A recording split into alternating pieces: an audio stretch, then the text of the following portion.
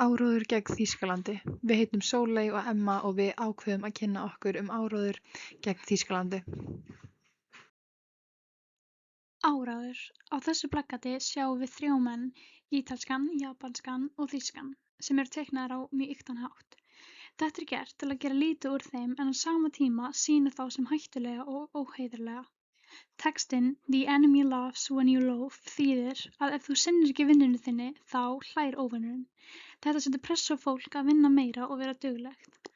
Neðst stendur Stay on the job, don't give up the ship, sem hvetur fólk til að halda áfram, gefast ekki upp og leggja sitt af mörkum í stríðinu.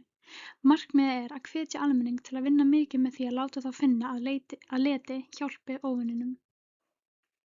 Áróðurinn birtist á þessari mynd með stóru orði warning eða viðvörun sem grípur strax athygli og skapar kvíða. Textinn Our homes are in danger now er beint til að vekja ótta hjá almenningi. Markmiðið er að láta fólk finna að stríðið snerti þau persónulega. Það er einn japanskur hermaður og annar nasisti á myndinni. Þeir eru teiknaðir á ýktan og ógnvekjandi hátt. Skilaboðin er að hvetja fólk til að leggja sitt af mörkum eins og að styðja herinn og þeir eru að reyna að hræða.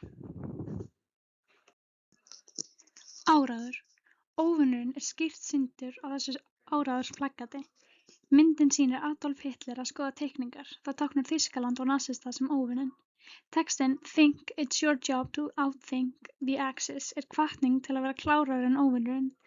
Það er gert áherslu á vinnu og framlag almennings. American aircraft progress is up to you sýnir að venjulegt fólk, til dæmis í verksmiðjum, skiptir miklu máli í stríðinu. Plakatið setur fram skýra hugmynd. Ef þú hugsa vel þá hjálpar þínu landi. Ef ekki, þá fær óvinurinn forskot. Plakatið reynir að vekja ábyrgðartilfinningu, hvata til að leggja sitt af mörkum og samkeppni við óvininn, vera klárari en hann. Þetta er áróður gegn Þýskaland og bandamönnum þeirra. Óvinurinn er sýndur sem veikur og valdalaus. Þýski hermaðurinn er sýndur með hendur upp í loft. Hann virðist hræddur og varnarlaus. Vopnið er beint að hermanninum og sýnir skugga. Skilaboðin á myndinni eru We beat them before, we'll beat them again. Þetta vísar til fyrri heimsstyrjaldarinnar þegar Þýskaland tapaði. Þessi mynd er meiri jákvæð. Hún er hvetjandi og bjartsýn. Þýski hermaðurinn er táknaður sem óvinurinn. Samantekt. Allar myndirnar sýna áróður gegn Þýskalandi, nasistum. Suma myndirnar sýna ótta, hvatningu og bjartsýni. Plakatin er að reyna að hvetja fólk til að vera klárari en Hitler eða hræða fólk eða sýna fólki að þau geta unnið nasista.